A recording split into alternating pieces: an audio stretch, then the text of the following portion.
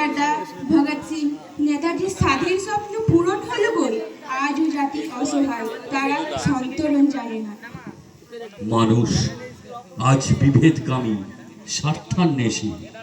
সে আজ উগ্র ধর্মান্ধতায় উন্মত্ত। তবুও আমরা আশার আলো দেখতে ভালোবাসি।